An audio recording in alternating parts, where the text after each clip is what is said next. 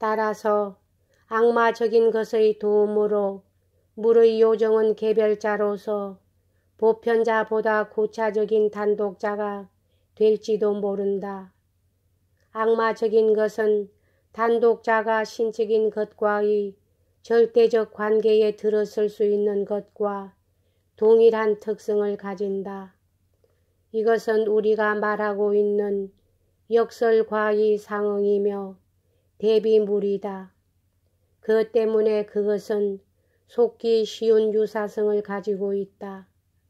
따라서 물의 요정은 그의 침묵이 정당하다는 증명을 외관상 그가 참고 견뎌야 할 온갖 고통 속에서 가진다. 그럼에도 불구하고 그가 말할 수 있다는 점에 대해서는 아무런 의심도 없다. 그때 그가 말한다면 그는 비극적 영웅이 될 수 있다. 나의 생각으로는 위대한 비극적 영웅이 될 수 있다. 아마 약간의 사람들은 위대한 것이 어디 있는지를 파악할 것이다. 미학은 때때로 비슷한 문제를 관례적인 추파로서 다룬다. 물의 요정은 아그네테에 의하여 해방된다. 그리고 전체는 행복한 결혼으로서 끝맺는다. 행복한 결혼, 이것은 아주 편리하다. 이와 반대로 윤리학이 결혼식에 설교해야 한다면 문제가 달라진다고 나는 생각한다. 미학은 물의 요정의 위에 사랑의 외투를 입힌다. 그래서 모든 것은 망각된 채로 있다. 동시에 미학은 종소리가 울렸을 때의 상태로 모든 것이 팔리는 경매처럼 결혼이 거행된다고 생각할 정도로 충분히 경솔하다. 미학은 단지 사랑하는 남녀가 부부로 된다는 점만을 돌보지 그 나머지를 문제 삼지 않는다.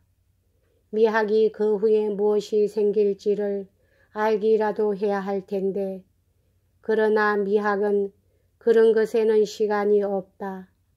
미학은 또다시 새로운 애인 한 쌍을 박수로 불러 모으는데 한창이다. 미학은 어떤 의미에서 모든 학문 중에서 가장 충실치 못한 학문이다. 그것을 정말로 사랑하는 사람마다 어떤 의미에서 불행하게 된다. 하지만 그것을 한 번도 사랑해 본 일이 없는 사람은 가축에 머무른다. 그때 그는 자기 자신의 기교로서 아그네테를 행복하게 할 수 있으리라는 생각에 대한 온갖 자기 기만을 스스로 떨쳐버릴 용기를 가질 것이다. 그는 인간적으로 말해서 아그네테를 분쇄해버릴 용기를 가질 것이다. 더구나 나는 여기서 하나의 심리학적인 줄을 달아두고 싶다. 아그네테가 이기적으로 발전되면 될수록 그만큼 더욱더 자기 기만은 현혹적으로 될 것이다. 과연 물의 요정이 거의 악마적인 교활로서 인간적으로 말하여 아그네테를 구원할 뿐만 아니라 그녀로부터 어떤 특별한 것을 적발하는 일이 실제로 당면한 일처럼 생각된다. 그것은 악마가 심지어 가장 약한 자로부터 힘을 짜낼 줄을 알고 또한 그는 자기 나름으로 어떤 인간에게 호의를 가질 수 있기 때문이다. 물의 요정은 이제 변정법적인 정점에 선다. 그가 후회함으로써 악마적인 것에서 구출될 경우 두 가지 길이 가능하다. 그는 뒤로 물러서서 은폐된 채 지낼 수 있다. 하지만 그가 자기의 영리함을 의지하려는 것은 아니다. 그런 경우에 그는 단독자로서 악마적인 것과의 절대적 관계에 들어서지 않고 신이 악의 태를 구원하리라는 반대 역설 속에서 안식을 찾는다. 아마 이런 방법으로 중세시대는 운동을 만들었을지 모른다. 왜냐하면 이러한 중세의 개념에 따르면 물의 요정은 분명히 수도원에 기속되어 있기 때문이다. 그렇지 않으면 그는 악의 태에 의하여 구출될 수 있다. 그런데 이것은 마치 그가 악의 태의 사랑을 통하여 장차 유혹자가 되는 것에서 해방이나 되듯이 그렇게 이해될 수는 없다. 이것은 하나의 심미적인 구명운동인데 그것은 항상 주제의 주변을 맴돌고 있다. 즉 물의 요정의 생활에 있는 연관성의 주변을 맴돈다. 왜냐하면 이런 관점에서 그는 벌써 구제되어진 때문이고 그가 밝혀지는 한 그는 구제된다. 그래서 그는 악의 태와 결혼한다.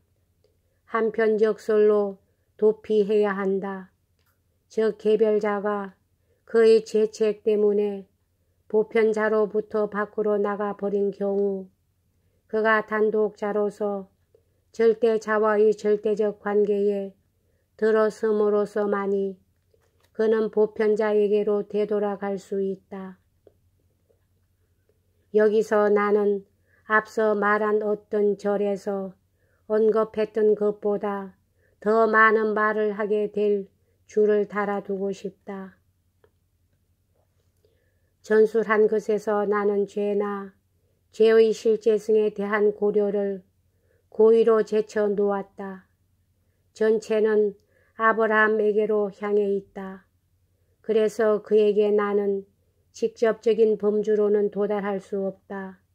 즉 그 점에서 내가 그를 이해할 수 있다. 죄가 나타나자마자 바로 후회에 부닥쳐서 윤리학은 망하고 만다. 왜냐하면 후회는 최고의 윤리적 표현이기 때문이지만 바로 그런 것으로서 가장 심각한 윤리적 자기 모순이 되기 때문이다. 죄는 일차적인 직접성은 아니다. 죄는 보다 뒤늦은 직접성이다. 죄 가운데서 단독자는 이미 악마적 역설에 있어서 보편자보다 고차적이다. 왜냐하면 전제가 없는 것으로서 자기 자신을 요구하는 것은 보편자의 면에서는 모순이기 때문이다. 만약에 철학이 그 중에서도 철학의 가르침에 따라 행동해 보려는 사람이 있을 것이라고 생각한다면 그것은 기묘한 희극이 될지도 모른다. 죄를 무시하는 윤리학은 전적으로 한가한 학문이다.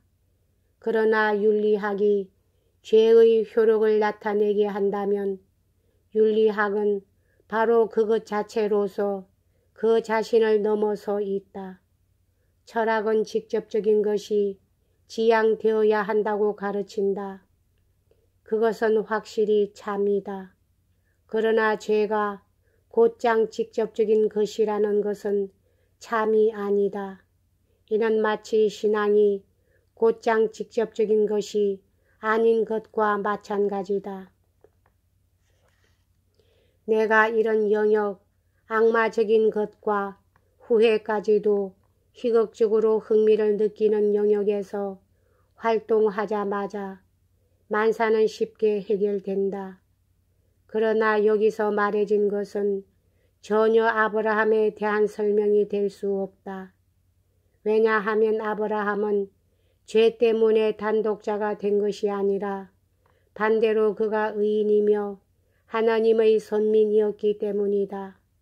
따라서 아브라함에 대한 적용은 단독자가 보편자를 실현할 수 있는 상태로 옮아감에 따라 비로소 나타나게 된다. 그래서 이제 역설은 반복한다. 여기까지 하겠습니다.